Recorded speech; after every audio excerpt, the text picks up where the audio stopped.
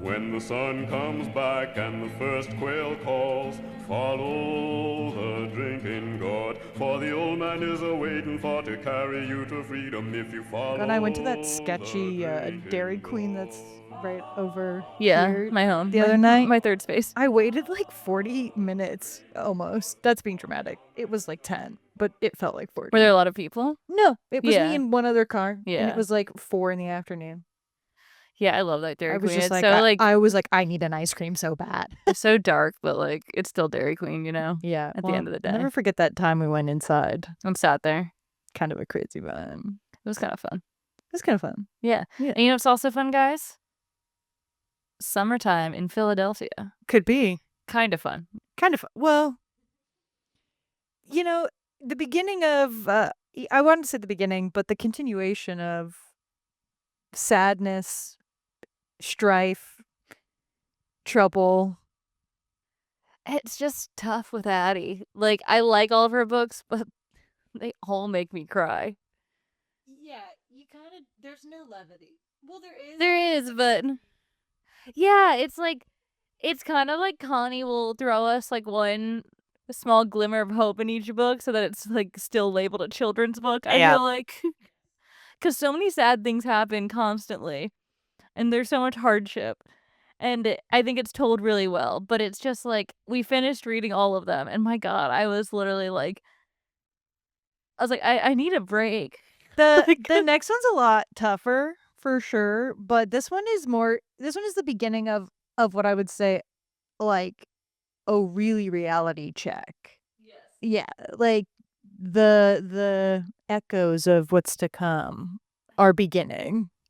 Well, it's just I really appreciate like I think it's interesting to think about kind of how I really like how Connie chose to show Addy and her family immediately like post enslavement adjusting to freedom, because I think that's kind of an interesting story to tell people. And even things that I was thinking in this book, like when they're at the fair and like they have like money to spend, like there are these probably like small joys they have of things that they didn't used to be able to do. Like they can all get dressed up together as a family and like give their daughter like 3 pennies to go like buy whatever she wants. And I'm sure there's some like great pride in that. But it still is just such a like muddied situation with how actually like segregated and prejudiced everything is, that it is kind of like a fascinating time in American history, you know, because it is like Yeah. the whole idea of Reconstruction, the whole idea of like the post-Civil War era and having people, and I'm not gonna like side with white people in this, but like the idea that all of a sudden everything had to change, like you can't expect humans to do that quickly, you know, like it's like it's a major social structure throughout the entire US, you know, and it's just kind of interesting to think about. Like I feel like we learn about it in school, and it's like, and then the slaves were freed and Reconstruction began, and it was tough, and the civil rights happened, and don't think about it too hard, but things were tough, but we did it. And it's like, but there was a lot of like pathos and like ethos along the way of all that happening, you know? I just think it's one of those things where I liked this series of books because, you know, we're history enjoyers. We do love a history book. We love a history book. And I think you make a note of it in some of your notes, but these books are a great kind of reflection of, unfortunately, we're not so far away from still some of the sentiments. Like they're not so prevalent to us because of the city we live in and the communities we run in and stuff, but there are still so many parts of the country and parts of the world where segregation is still a real thing. You know, gerrymandering has like torn up counties because of racial Texas, lines. yeah. You know, there was just that whole thing on TikTok about that girl calling a historically black neighborhood in Austin sketchy because it had like "fuck Trump" graffiti on And a it. little smiling cowboy. And a It was smiley cowboy. Scary. Objectively hilarious graffiti to It's call also, sketchy. if you know what we're talking about, and if you don't, the coffee shop she was in is like the bougiest coffee shop you could be in. It's just in a strip mall. Yes, and also like, I mean, that area is actively being like Gentrified. Yes. Which means like Right. they're pricing We out the are people who live there. absolutely, you are actively pricing out like a historically Black neighborhood and pushing out like Black and brown families. And so anyway, I think it's very interesting because you can read these books and you can feel far away from a time where people were enslaved in our country, and close because you're like, oh, there's still so much racism and things that like But there's still such like a long way to go in some ways, you know? Yeah. Like, so I think the books are written in a really, I mean, they're my favorite writing so Yeah. far, for sure. no, I think they are They're the the best written. 100%. Yeah. At least I think in terms of the whole story they were intending to tell. And I think that you're right. I think the most interesting, she could have been good if we were like, they were freed when she was a baby. Like if it was Esther's age when she was freed, and then she was like 10 years into her family being freed. But I think it's a most impactful story this way. Yeah, exactly. I agree. And then the main question, did Addy save the day? I mean, yes, she does. I think it's similar to Kirsten, another technicality save.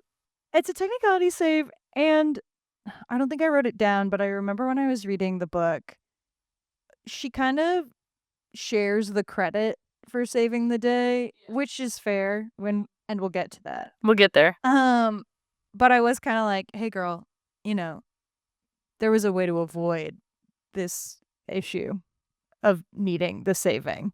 Yeah, I wrote metaphorically, and we'll get to it. Yes, and I agree with your Read on it, analysis yeah. there. And then Celia's favorite part, look Chuck. What do we think of Addy's save the day outfit?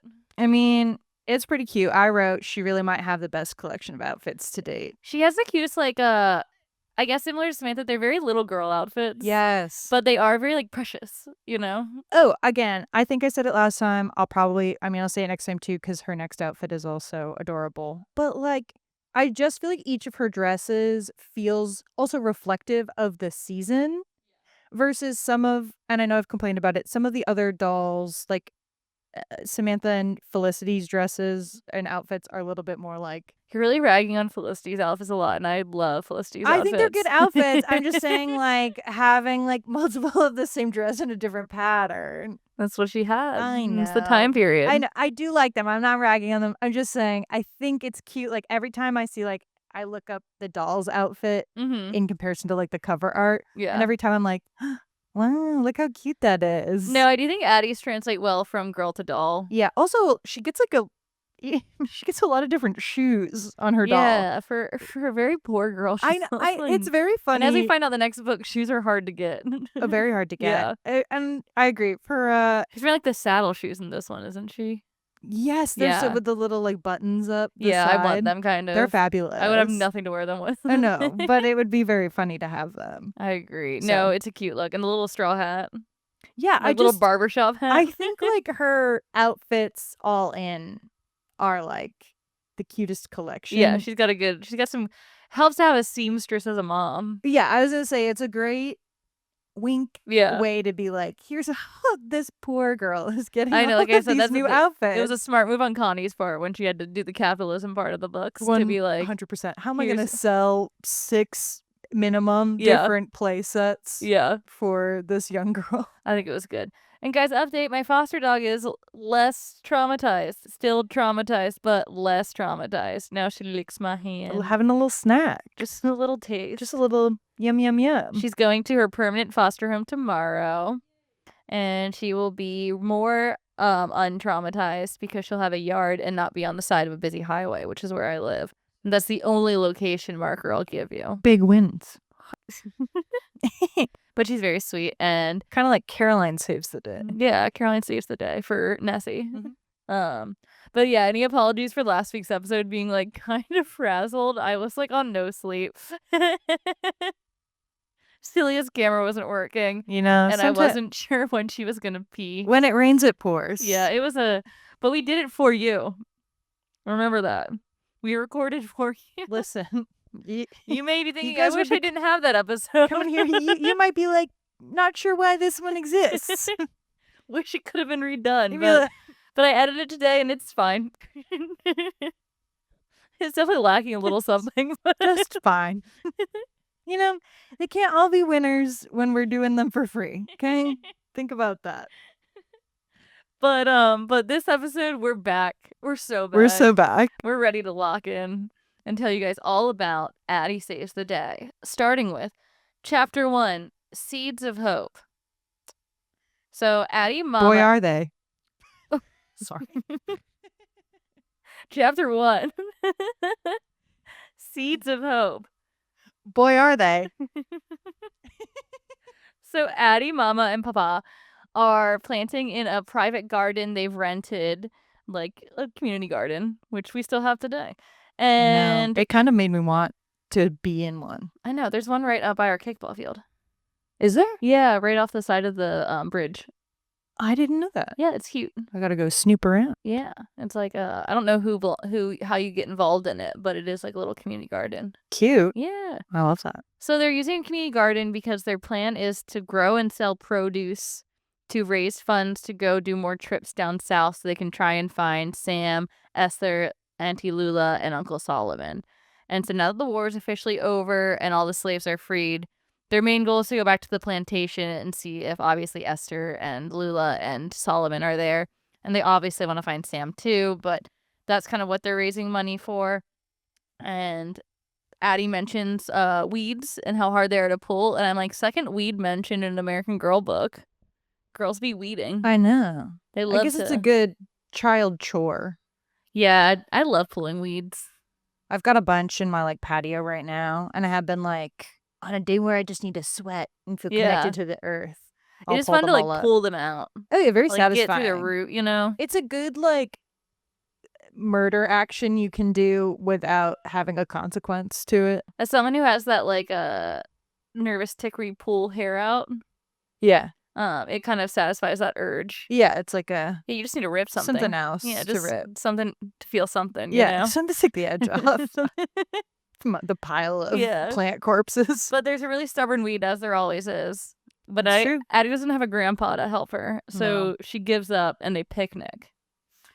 Yes. Well, I thought that was cute. I did think it was cute. And they're like, you know what? We used to have to work all day and we couldn't picnic, but now we can stop working when we want to. So and have a little snack as a treat. Freedom is pretty cool. Sometimes. That's 0.1 for freedom. 1 point for freedom. Occasionally, freedom is good. And then they're all eating, they're munching down, and Addy says, let's have a conversation. If you could ask God any question, what would you ask him? I mean, kid stuff. Yeah, casual conversation with your parent things. And her parents are pretty honest about it.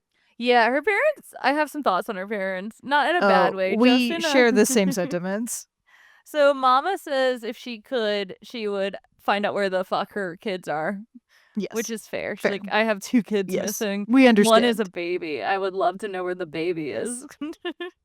And Papa gives kind of a dad answer where he's like, I would ask God why my daughter asked so many damn questions.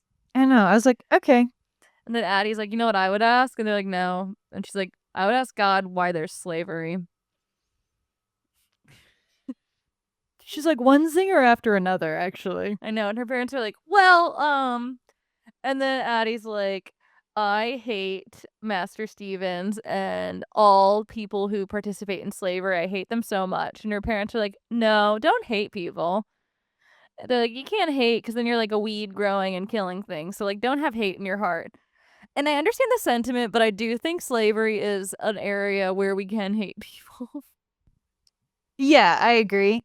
It's not unsimilar to what we were just saying about the dog. We were talking about how we really don't like people who breed just for profit because she was from a puppy mill.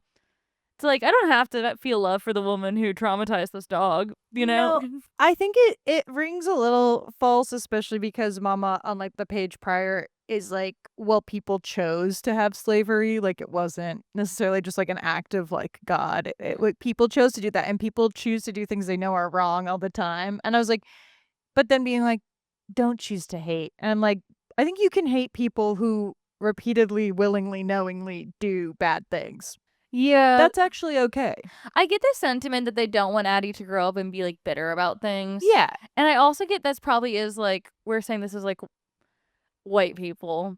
And actually, someone did leave an interesting comment on our Christmas episode. Oh, the one about Mama would have been used to not Yeah, she's asking. which I guess we didn't think about, which is like a smart read on it too. That she's probably not ever asked for anything and expected it to happen. So I think that's fair. And like, I'm sure her parents are telling her to not hate so she doesn't become bitter and like lash out or be rude to people in a way that could actually get her into trouble. But it does feel like Addy is probably dealing with a lot of feelings, so as are her parents probably, and it feels kind of like, don't tell her to shut down a feeling of like hatred and anger, you know? I said I thought this was a little Kirsten overlap Mm-hmm. since we've made the joke a couple times, but they are spiritually It is similar. interesting how they like. I wouldn't say they're like the same, but there's a lot more. Kirsten kind of felt like a standalone for a little bit, and there is a little bit more of the Venn diagram happening here, you know? Yes, I think especially in like, Kirsten is othered in different ways than obviously Addy is, but I did say because Papa is like, they're like, Enough. keep those feelings Yeah. good and lighter. I said, I did think that sometimes, and it continues throughout, that the burden of expectation is on Addy to be more adult about her emotions, even though she is a little kid. And I did feel like it was probably on purpose, I'm sure, because she doesn't get to be a little kid like others, like even like compared to Harriet, right? Where like, and we see it in this book, like Harriet gets to be emotional and fussy and honestly mean. She Yeah. gets to be mean-spirited. Like a brat. She gets to be a brat. Yeah, she gets to be a brat because she doesn't understand actually what it was like to be enslaved, an enslaved person. And so I think like I think it's twofold. Yes, I think Addy should be allowed to feel like a little girl and be emotional and like, but I also think her parents don't want her to grow up being hateful, but I also think it is like a layer of like being newly freed still, which is like, don't like kind of be over emotional, like don't show too much, don't ask for too much, because you don't want to seem like ungrateful for the things that we have received. Yeah, and I mean they're all free for the first time. Yeah, 100%. So I do think like it's kind of honestly would be interesting to get more of Mama and Papa's perspective on things too. Oh, yeah. You know, like I would read more Addy books. yeah, I agree. Yeah. Or I'd even read Mama and Papa books. Oh, 100%. Like Ruth Walker. a little side Ruth book. bakes a cake. Ruth sews a dress. Ruth would sews the be dress. realistically the title of the book. Ruth makes sweet potato pie. Oh my god, honestly, some of the things like that get cooked in this, We I can bet make a they're in feast. like the little like there's an American Girl craft book. There's a cookbook. I think there is. I was to say, I think there is a Mhm. cookbook. We can make the gluten-free option. I'm kind of intrigued. We can do it. Could be yummy. Join our Patreon to watch us cook the American Girl cookbook. Send us the book and we'll cook whatever you want from it. And we'll send you the food. It won't be good by the time it gets to you. It feels like agricultural terrorism. We're just gonna send a baked good to you. Yeah, Trust us. it'll be fine. It'll be fine. Yum yum. Yum yum. Eat up. For our one listener in Sri Lanka. Exactly. So Mama and Papa head home, and Addy continues to weed, and she kind of is like thinking to herself, and she's wondering if Sam was ever able to become a soldier and where he is now. Then all of a sudden, Harriet rolls up and is like, they're purely just to bully, I guess. It's 'cause kinda she's crazy. Like, hey, slave girl, back on your plantation. And I was like, what? Harriet is a tough sell. It's just kind of like crazy to make fun of someone who was enslaved, especially when you two are also black. Also working in like a community garden plot. Yeah, she's just like gardening. Also like, I don't know. What if, I know that they need to garden to sell the goods, the What if she was plants just for doing it money. for fun? But yeah, like what if she was just like, Or to have produce. I enjoy being outside and gardening with my family. It's my one little thing I'm allowed. Well, you know, there's always like the trope that there is like a mean kid, and they do have to be mean in a way that kids actually aren't even that mean. Like, yes. Like, if I don't like someone, I don't go out of my way to find them and then like bully them. I would just ignore them. But I don't like people, I ignore them. That's what I'm saying. You know? Are you like, I don't know. You put on, I guess she's 9. I'm trying to think.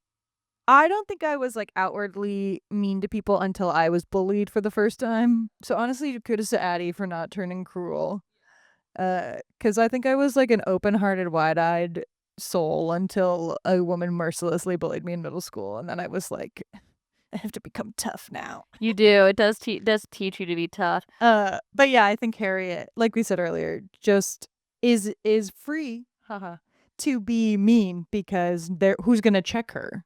Well, there's, like, an interesting dynamic, and I was texting you about it last night, and it's kind of funny that this came up. I'm watching The Gilded Age, because of course I am, and they had an episode where this, wealthy Black family from Brooklyn goes to visit friends who live in Rhode Island, in Newport, and apparently during The Gilded Age, there was, like, a large, like, aristocratic Black population in Newport, um and it was like, it was like with the New York Gilded Age Society. Oh, and I could be wrong, but this is what I was reading about. Basically, like, the Upper East Side New York white society, like the Rockefellers and all that, the Black equivalent was, like, kind of in Newport.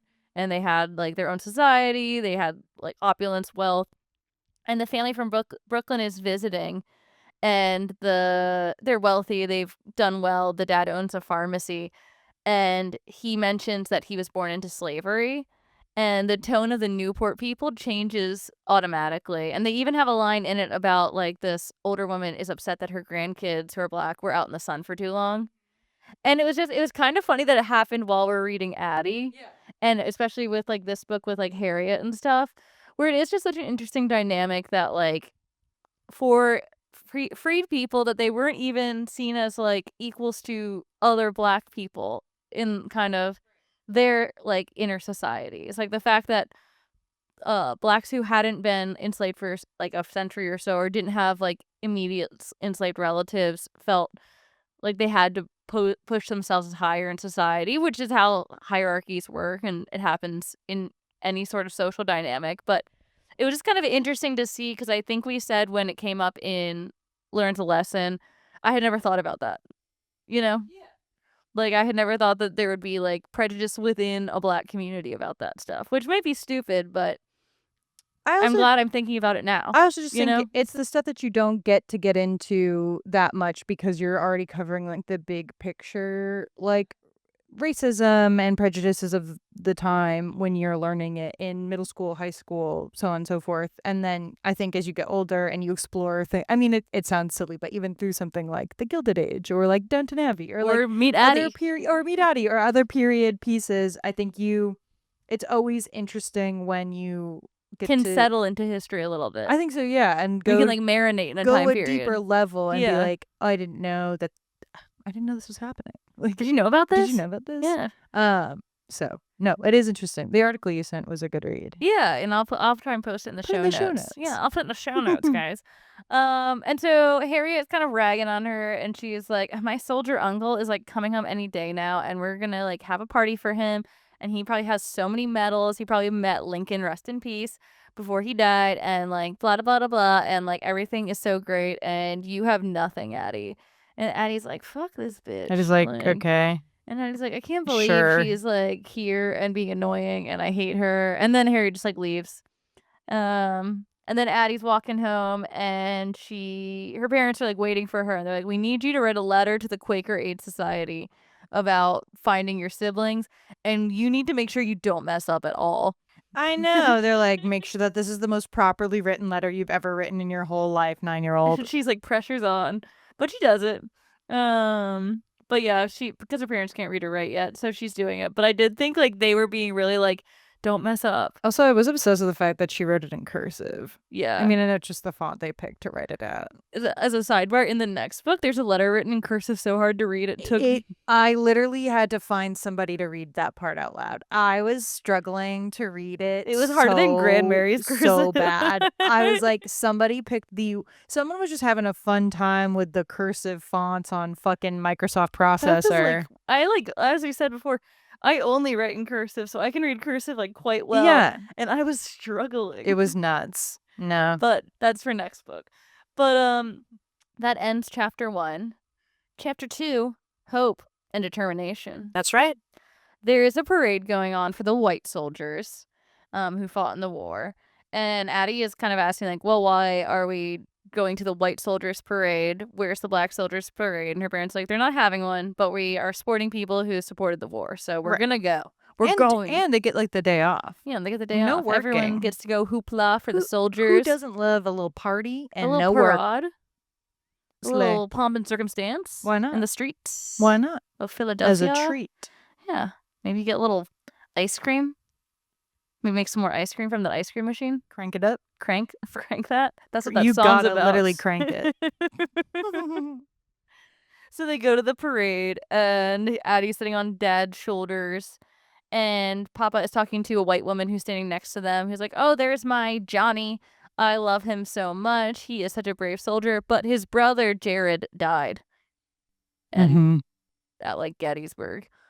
And he's like, damn, I'm so sorry. And she's like, I'm happy to have one son, but the loss of one son is staggering. Death is everywhere. And Addie's wondering, like, I hope Sam's not dead. Like, we haven't heard from him. I don't know where he is. And Addy is, like, upset, thinking about, like, is Sam dead? Do I even know where Sam is? And then she starts to get angry, thinking about how Harriet knows where her uncle is. And Addy doesn't even know if Sam's alive. And so she starts to feel a little bit of, like, a little seed of jealousy and anger is growing in Addy. And then they go to church, as they do. And Reverend Drake is like, we are going to, like, nip this, oops, where's our families in the bud?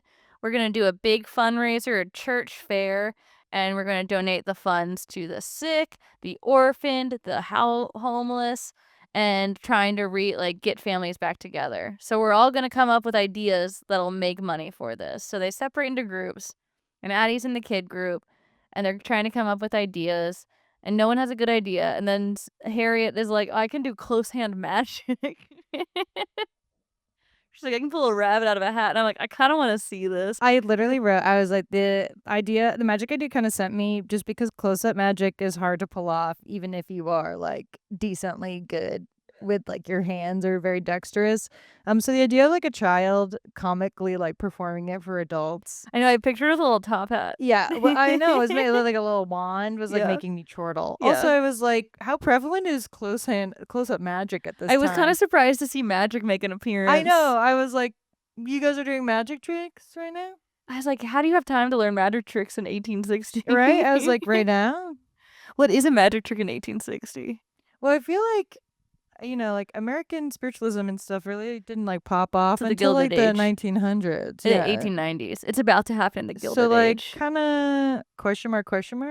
Yeah. Well, So I guess maybe like we're like starting it now. Little card, little she's sleight of gonna hand. start seances and talk to people's dead relatives. Honestly, Harriet kind of gives like she'd be good at that. She could do that. I do think she would have had a cute little magician outfit had we let her. I think so too. So After that yellow sleigh yeah, and learns a she's lesson. got cute outfits in this one too. That's true. The art of her is adorable. But no one wants to see close hand magic.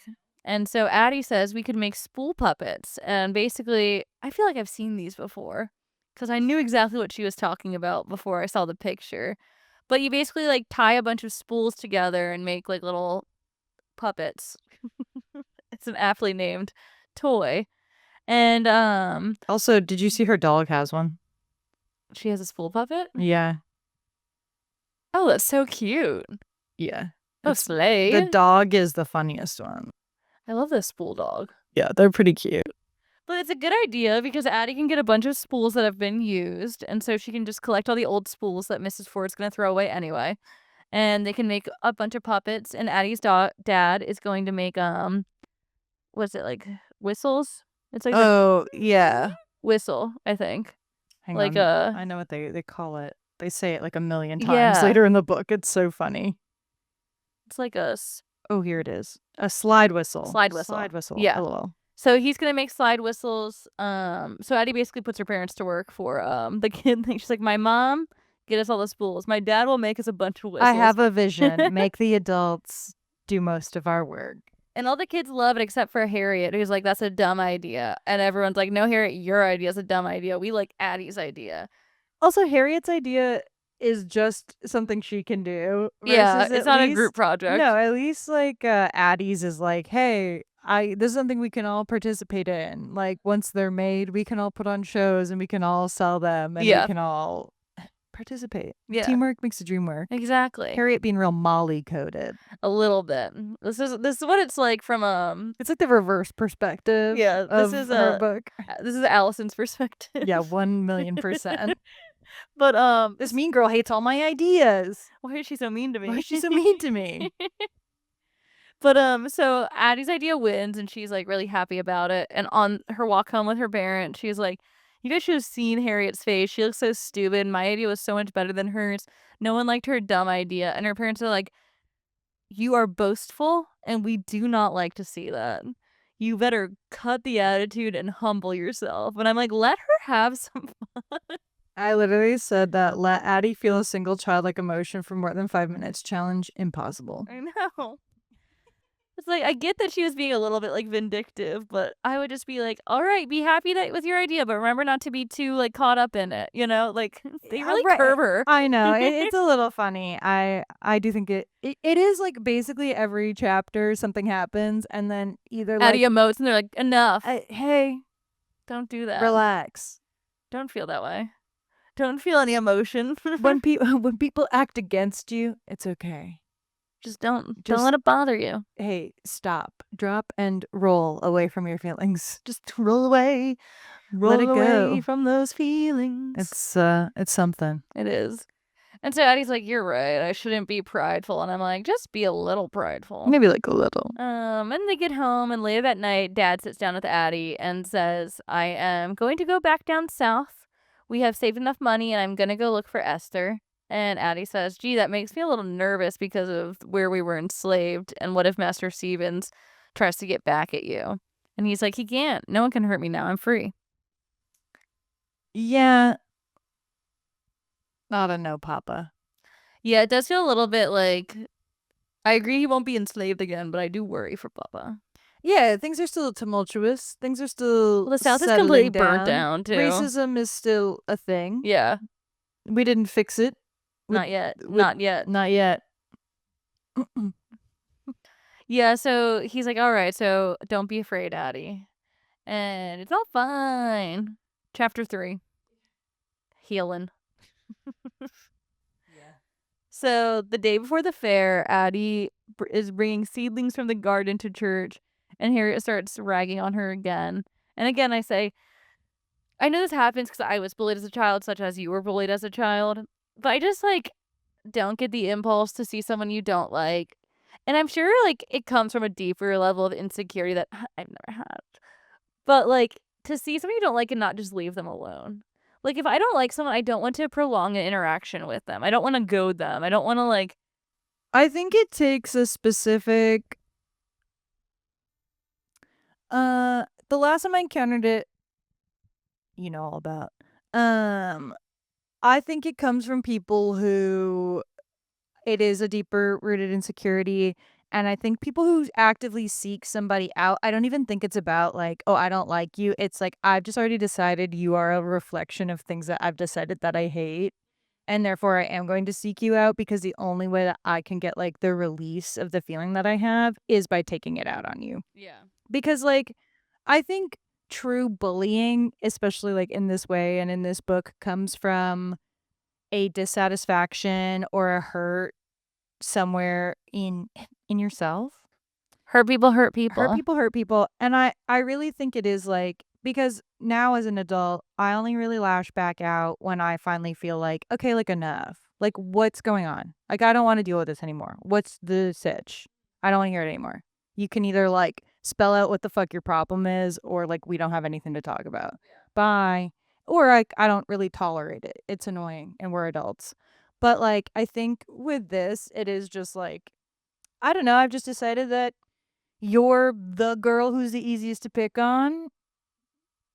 It's over. I hate you.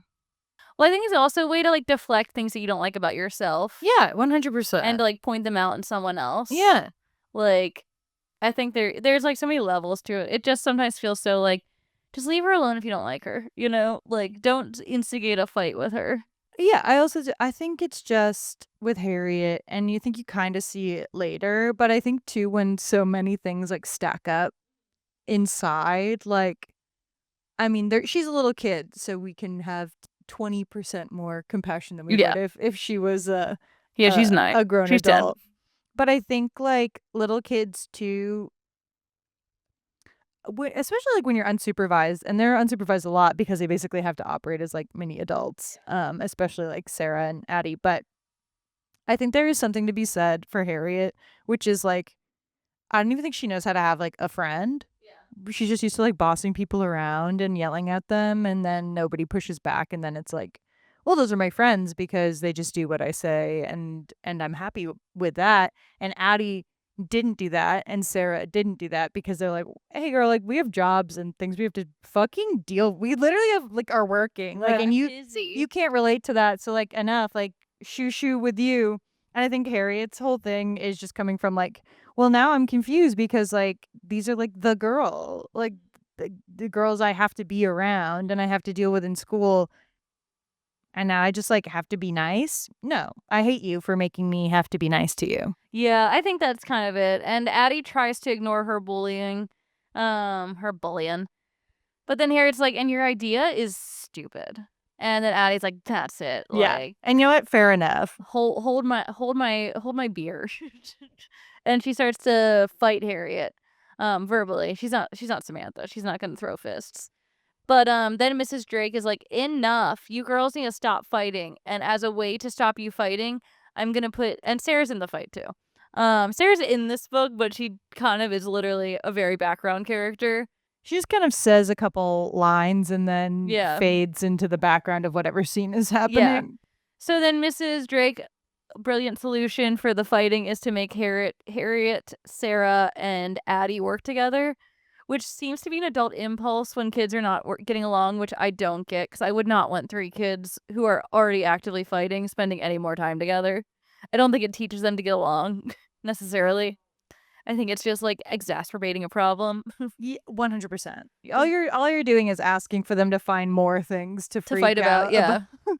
Yeah, so that's the solution though. And so then the next day it's fair time. Addy looks fabulous, as we said. That's right. She is all dolled up and her parents give her 3 pennies to Yay. spend on whatever she wants. And she's like, oh, I could get candy. I could get soda pop. I could get a toy. And she's like, this is going to be the best day ever. This is the best. And then Mama's like, shit, I forgot my seedlings at the church. And Addy says, oh, I can go back and get them. I don't know how far this is from the church. I think it's like off in like a lawn. Okay, that's nearby. what I thought. That's I had to imagine. Yeah. Because otherwise I was like, I don't know, feels like you could just leave them. Yeah. So Mama's like, be careful with the seedling. There are always things in the Addy book where I think they're telling us to be careful because something is going to fall. And then the thing doesn't fall, like the medicine.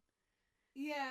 And Mama was very much like, be careful with the seedlings. They're delicate and nothing happens to the seedlings. No, it's Spoiler. like it's fine. Yeah. Yeah. But so Addy goes into the church and she hears someone crying. Boo-hoo-hoo. And she like looks around and she goes into like a separate room and she finds Harriet, and Harriet is like sobbing. And Addy asks her what's wrong, and Harriet found out that day that her uncle, who she was excited to see, died during the war. Which is sad. Yeah, it's pretty sad.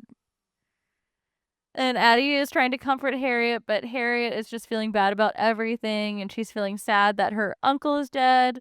And then she's feeling sad that she is like a mean girl and that she doesn't have any real friends. And she's just kind of wallowing, and Addy kind of realized like Harriet's not that different than her. And like Harriet feels the same things that she does, and Harriet has her own problems. And Addy tells her that like it's never too late to change if you want to change and if you want to be a better person. It's very sweet. And then one thing I liked was that Addy was kind of like, if you don't want to do this with us today, you don't have to. Like we can cover for you. But it might make you feel better if you do something. And I thought that was really sweet. No, I thought it was nice. And I wrote also that Molly would never. But I thought it was, I know it's a children's book, so I understand that reality might not mean that these girls ever end up friends, but I actually thought it was a sweet turn to let Harriet have a redemption arc in the book, because I think it at least lets Addy's world not be like completely taken over by like, I don't know, stress and tension, because she has Sarah, but it's like Harriet's gonna be around. And so I liked that. One, it sort of like humanizes Harriet, but it doesn't like excuse her behavior either. It is like, because I think Addy literally says like, we actually haven't tried that hard to get along. And Harriet is kind of like, yeah, agreed.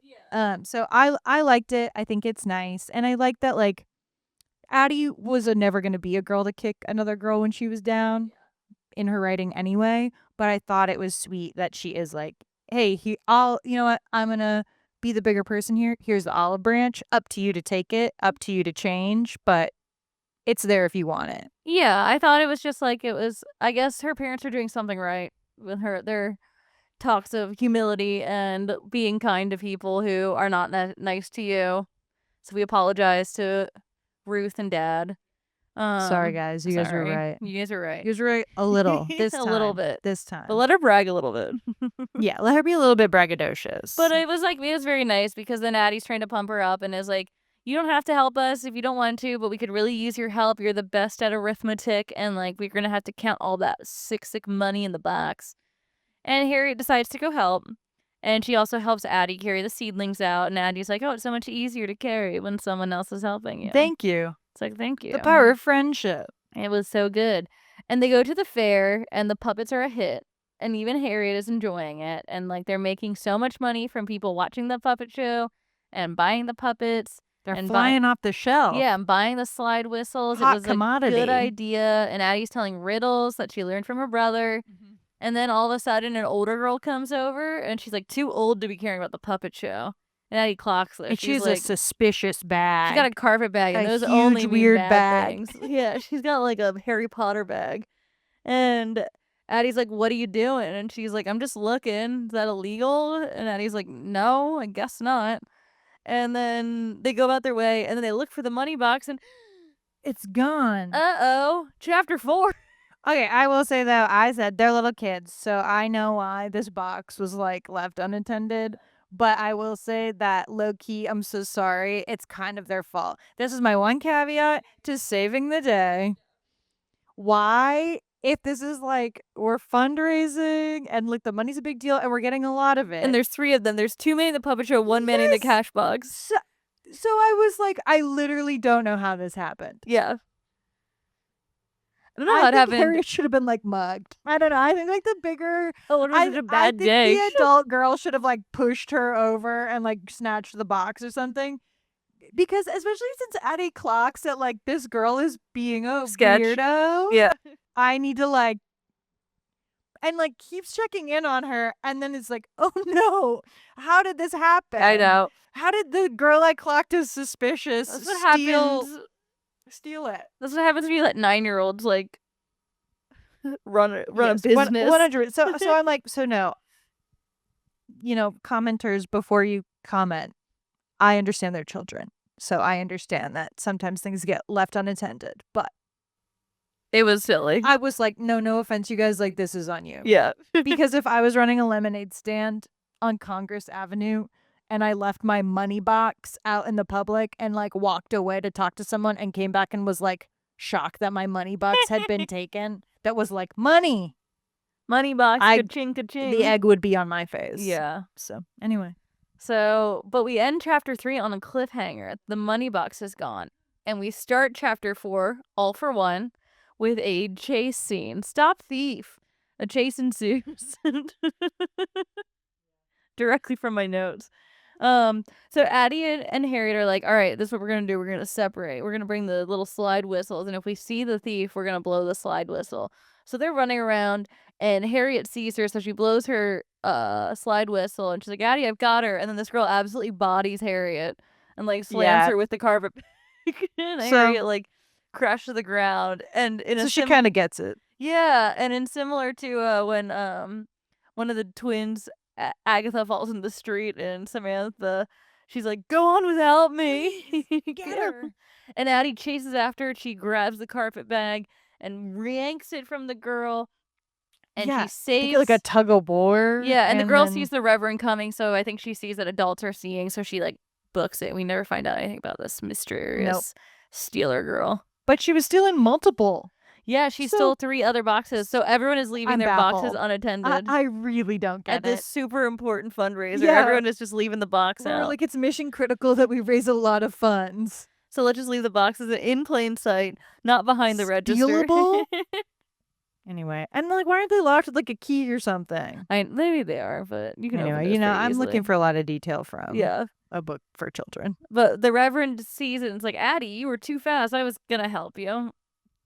Sure. And she's like, okay. And he's like, Were golly you? gee, there's $50 in here. That would have been a lot of money to lose. And he's like, you guys saved the day. As a reward, you can stop working. wink. I'm like, maybe give them a little treat. Maybe let them get whatever. Also, he is like, Addy, it was all you. Thank you. It was And also she's Harriet. like, I'm going to share the support. My good friend. Also, none of us could have done it alone. Also, Sarah is like Wink, technically a part of it, but like you said, She's holding down the fort. She's doing that really puppet just, show alone. yeah, she's just off in the nether. I know. But yeah, it wasn't told. I do think Harriet helped save the day. Yes, You I don't know? disagree. I like that Addy is like, okay, I see that you've been trying, so I'm gonna share the good word Share here. the wealth. The wealth and the recognition. Yes.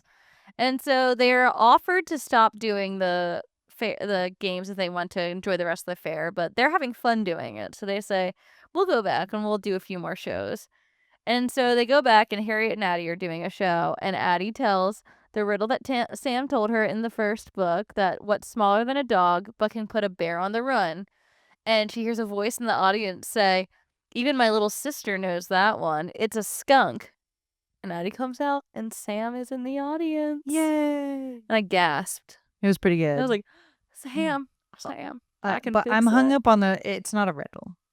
It still isn't a riddle, But but it's doesn't nice, matter because her he's brother back. is so bad. And that's why we told it twice. So, Oh. and so she goes to hug her brother, but then notices that one of his arm sleeves has a gaping hole in it as pinned to his shirt because he lost his arm during the war. And Addie's very sad to see that Sam is disabled. And he's like, I'm free. He's like, Worth it. there are bigger fish to fry. Yeah. And so then he's like, well, let's go and surprise the shit out of our parents. Yeah.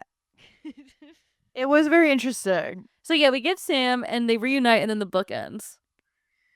Yeah. Again, sometimes the pacing in these books is crazy. I would have liked a little bit more time with Sam. I think so. I guess they kind of make up for it in the next book. Kind of, but we don't even know like what really happened to Sam. We just know that he fought in the war and lost an arm. I would have liked to know a little bit more of the gory details. Yeah, I kind of wish it had been like conflict with Harriet. I was at Antietam. 1. You know? Yeah, right. Like, spell it out. Is like, will this affect his work prospects? Well, I'm sure that it would. It has to, and they I'm don't sure. say anything about it. No, it's interesting, and I kind of wish like we spend so much time with Addy. This is maybe my only critique of the books, and it follows into number 2 as well, or into number 6 rather. 2 for today. As well, which is just we spend so much time in Addy's head where she is sad and she's missing her family and she's longing for their reunion.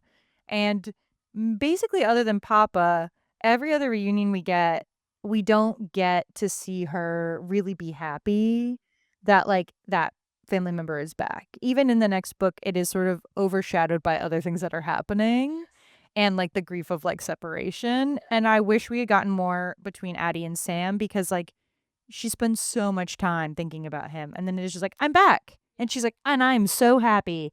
The end.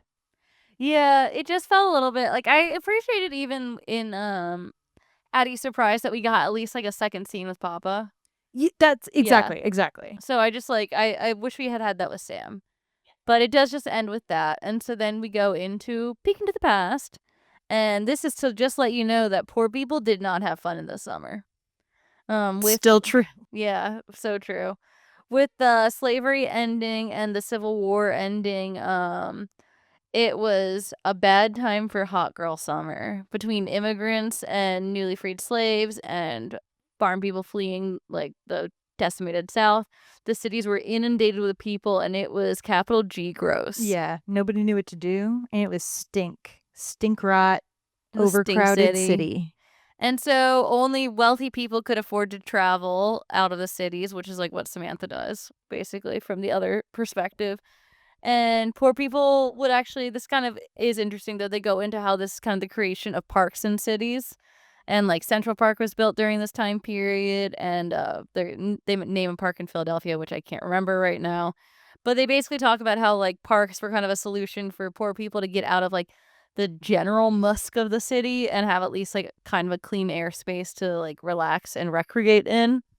Do you know what's interesting? When I was thinking this when I read it, they just opened that new public pool in Central Park, and it's been having all sorts of issues. Oh, I didn't know about that. Oh, yeah, it's like a huge public pool. It's meant to host like up to I think like 15 to 1600 people, and people are like waiting like in lines around the corner, but also people are pooping in the pool in the park.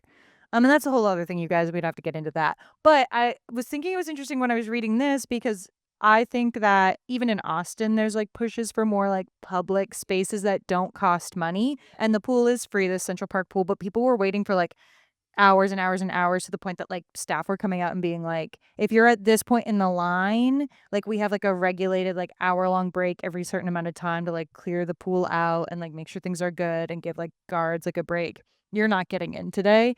But I thought it was interesting because I feel like, New York City, famously a very expensive city to live in, opening up a pool, a public space in a public park, Yeah. in a time of economic and social crisis and change. Well, no offense, they need more pools. Yeah, You 100%. can't just have no, one free pool in a city the size of New York. Absolutely. But isn't it interesting to be like, hey, like, yep, we know that there's more need for like recreational areas that are free and accessible, especially in a time where like money is tighter than ever in a lot of like middle and like lower class American pockets. Like the dollar doesn't go as far as it used to. Yeah. For most History is families. repeating itself, eh?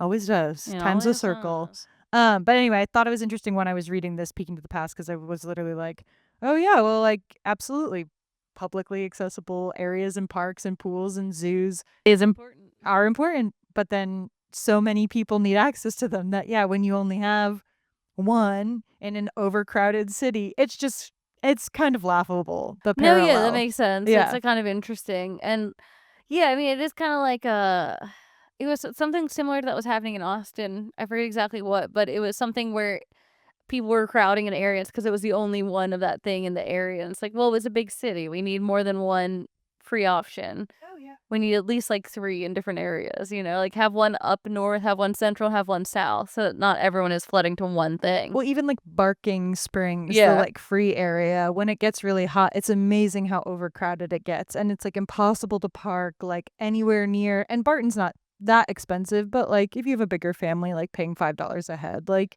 and again, if money's tight, like that is expensive. Is there a kid discount? I don't know, actually. I don't want to be wrong, but like even if you're, like if you're No, paying for a I bigger get it, yeah. no, but like I think Barking is like objectively like overcrowded and like worse to get into. And dogs are peeing in and it. less maintained Yeah. and a little like literally like less clean. Yeah. Because it's not maintained by the city government.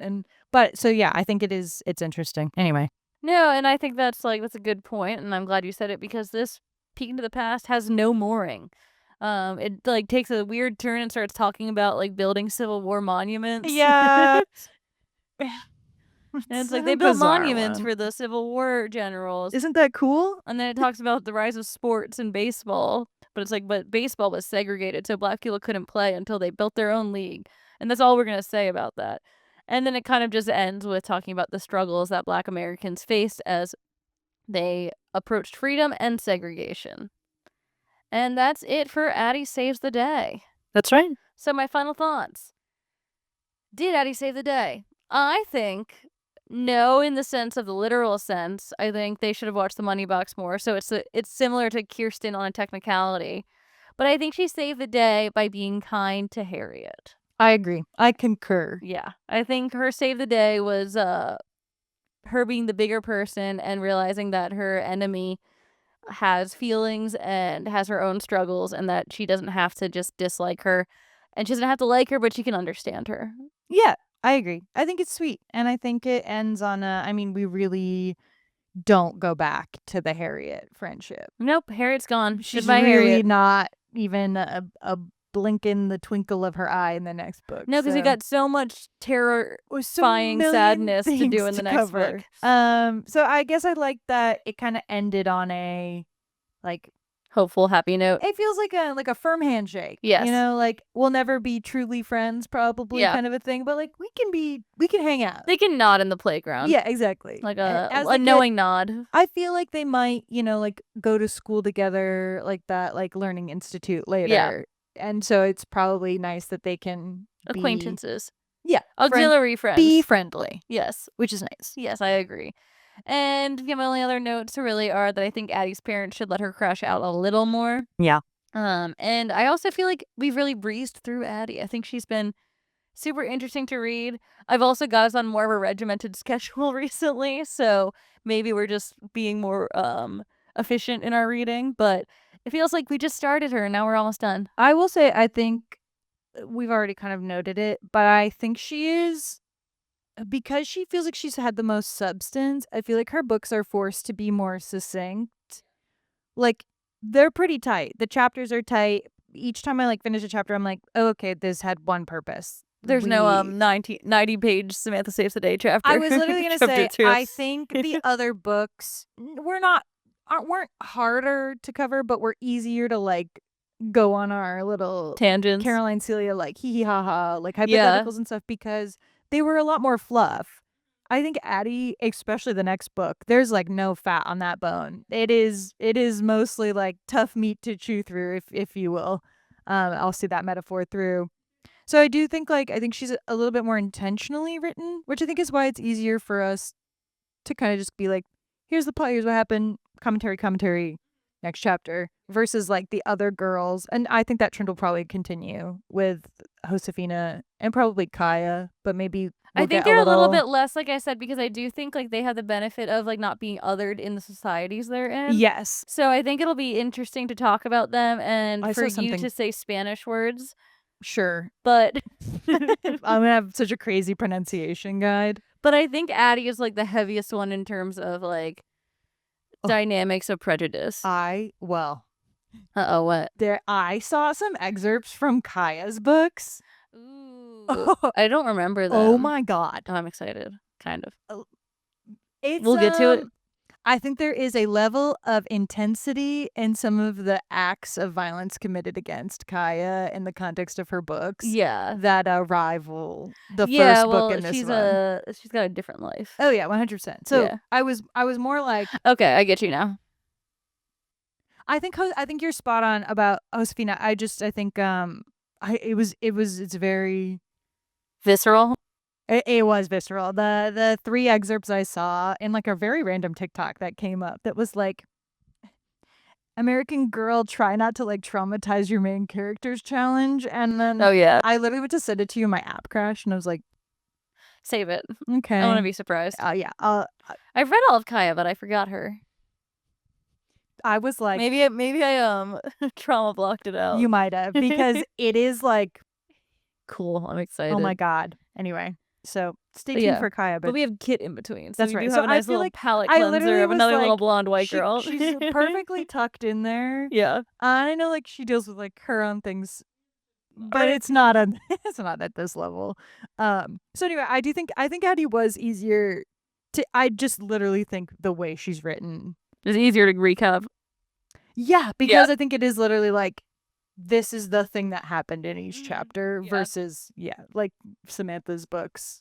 Our ADHD can't like doesn't fight us as hard on these. I think so, yeah, because it is just like, that's what happened. Even like when I add to your outlines, like normally I'm more like, and then I crashed out about this, and this one I was like, yes, I agree that is what happened in this chapter.